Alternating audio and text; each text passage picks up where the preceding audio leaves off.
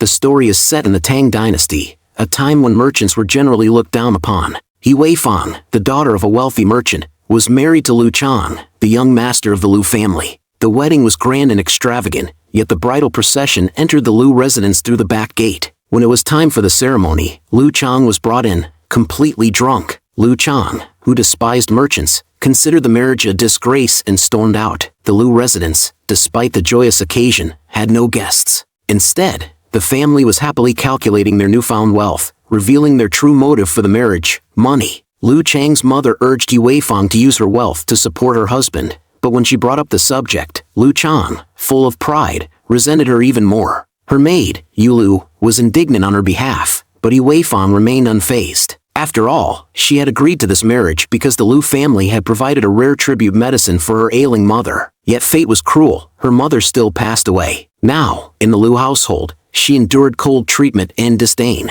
At a temple, known for punishing the wicked, she earnestly prayed. Suddenly, she noticed a man pretending to be a deity. He made calculations with his fingers and correctly stated the name of her husband's family, then demanded money to solve her troubles. He Weifang, however, was not so easily deceived by such a scheming man. The next day, the Lu family was expecting important guests. Lu Shen secretly dug up the precious peonies from Yu Weifang's courtyard to use for the upcoming banquet. These flowers were her late mother's cherished keepsakes, yet now they appeared lifeless and wilted. Without hesitation, she rolled up her sleeves and began tending to the peonies with care. On the second day, Princess Jian, the beloved daughter of Prince Ning, made a grand visit to the Lu family. The entire Lu household lined up at the entrance to welcome her. In fact, Lu Chang and the princess had been childhood sweethearts, but their relationship was forcibly broken apart by Prince Ning due to their mismatched social status. As Liu Zhen peeked out, both sides knelt to pay their respects, but her eyes were fixed only on Lu Chang. Accompanying her was Jiang Changyan, the imperial flower and bird envoy, a position responsible for selecting concubines and palace maids for the emperor. Upon closer look, Yu Weifang realized that this was none other than the fraudster from the previous day's scene.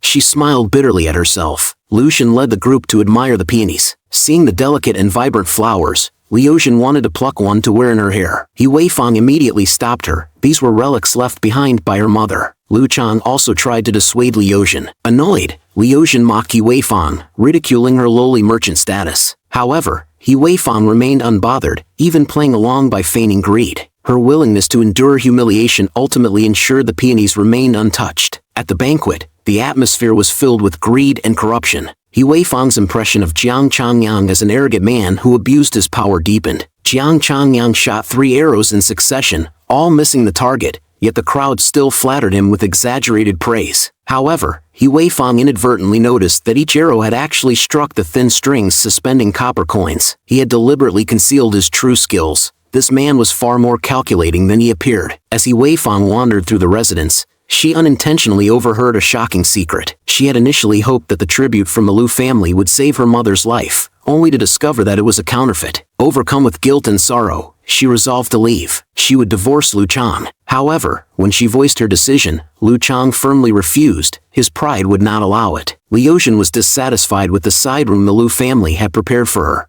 She took this opportunity to cause trouble and make things difficult for Yu Weifang. The servant attending the flower banquet was to be punished with 80 strokes, while Yu Weifang was to receive 40. Passing by, Lu Chang overheard Liu Zhen's words and was shocked. The Liu Zhen of the past and the present seemed like two completely different people. On her way to the shop, Yu Weifang was stopped by Lu Shen, who used threats and intimidation to block her path. Yu Lu tried to help Yu Weifang escape, but in the struggle, she was forcefully pushed into the water, hitting her head on a hidden stone beneath the surface. By the time she was rescued, she had already stopped breathing. Unwilling to accept this, Yu Weifang knelt and begged Lu Shen and Lu Chang to save Yu Lu. However, Lu Shen turned the blame on Yu Weifang instead, while Lu Chang advised her not to humiliate herself for the sake of a mere maid. Furious, Yu Weifang's eyes reddened with anger. This time, she was completely awakened. She resolved not to let others control her anymore. Meanwhile, the jade pendant worn by Jiang Changyang's attendant actually belonged to Yu Lu. Previously, when Yu Lu wore it, Lu mother had noticed its great value. Under the guise of safekeeping, she had taken it away by force.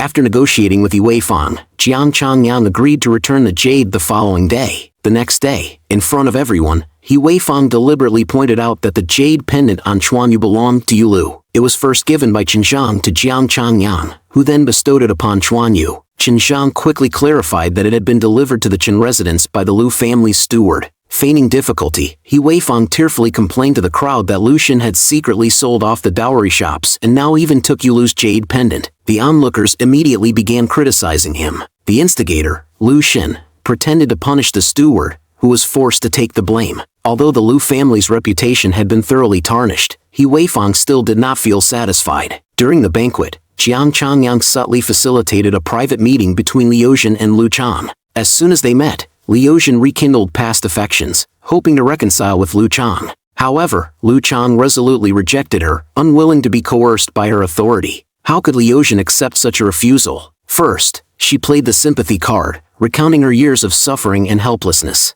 Then, she attempted seduction, trying to sway Lu Chang's heart. All of this was observed by He Weifang, who deliberately guided the guests to the garden to admire the flowers. Meanwhile, Liu Zhen and Lu Chan, overwhelmed by emotions, embraced and kissed passionately. Suddenly, the curtains fell, revealing them in a disheveled state before everyone's eyes. The crowd erupted in shock. He Weifang, pretending to be heartbroken, seized the opportunity to demand that Lu Xun allow her to divorce Lu Chan. Lu Xun, having trusted a wandering fortune-teller, one whom Liu Zhen had already instructed on what to say, was told that He Weifang and Lu Chang's destinies clashed, and she could not remain. At the same time, Liu Zhen was deemed Lu Chang's true match, capable of bringing prosperity to the Lu family. Lu Xun believed it without question. Once again, Lu Chang was forced to divorce He Weifang and marry another. Though he was visibly displeased with the arrangement, Lu Xun paid no heed. Lu Chang, drunk and attempting to force himself on He Weifang, was met with fierce resistance. In the struggle, she knocked over the tea table, causing her forehead to bleed. At that moment, Lu Chang regained some sense of clarity and stormed out,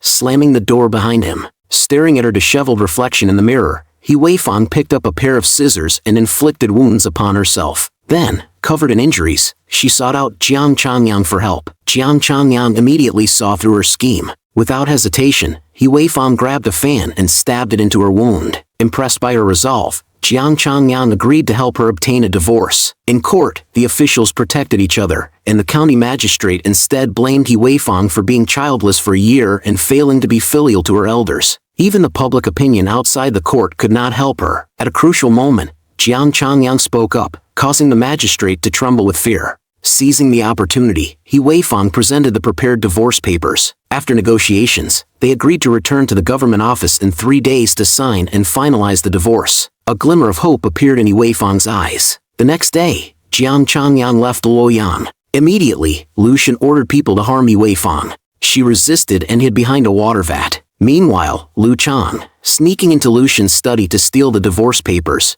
discovered that the tribute medicine from years ago was still there. Realizing that He Weifang had been deceived, he became alarmed. When someone anxiously asked him about He Weifang's whereabouts, Lu Chan lied to save her life. To survive, He Weifang fled without taking her dowry or the divorce papers. Meanwhile, Lu Xun had his men keep a close watch on the He family. He Weifang saw the Lu family members at the He residence, accusing her of various wrongdoings. Her father, believing their slander, repeatedly apologized. Realizing that she could no longer return home, He Weifang was left wondering where to go next. Meanwhile, the Lu family's attendants found He Weifang's hairpin near the edge of a cliff, leading them to believe she had fallen to her death. Determined not to be his father's puppet anymore, Lu Chang initially resolved to stand his ground. However, when he saw Lu Xun collapse in anger and recall how their family had been demoted to Luoyang due to Lu Chang's reckless defiance of Prince Ning, he fell silent once more. As a result, his marriage to Liu Zhen was finalized. In truth, He Weifang had not died.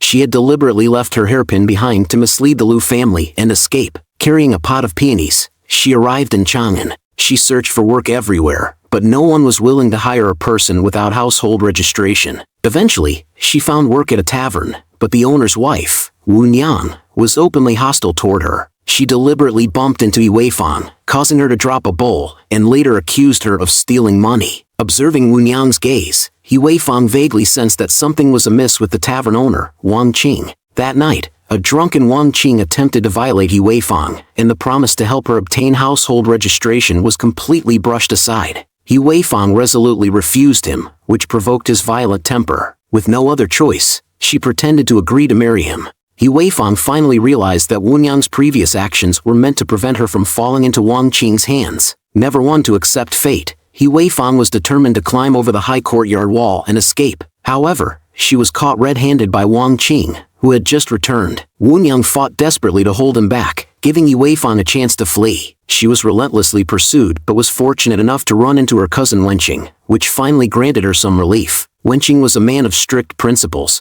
so Yi Weifang did not force him to help her obtain household registration documents. Instead, she left him a letter and departed. Later, upon learning that Wang Wentang could help with household registration, she went to see the head of the establishment. However, the eerie atmosphere of the room unsettled her. Hastily, she grabbed a cup of cold tea and poured it over the peephole before fleeing in a panic. A voice calling out Yi Weifang stopped her in her tracks. It turned out that the master of this place was Jiang Changyan. After negotiations, they agreed that she would exchange 20 pots of Chengtaiyulu for a set of household registration documents. Before long, the documents were ready. To her surprise, the name on them was Jiang Xiaohua. Though displeased with the name, she chose not to make a fuss. As she pondered the situation, a woman's desperate plea for mercy suddenly reached her ears. She turned to see Wen Yan, covered in wounds, being dragged in by Wang Qing to be sold as a dancing girl. There was no way Yi Weifang could stand by and do nothing. Just as Wang Qing was about to slap Wen Yan, Jiang Changyan quickly signaled Chuan Yu to intervene.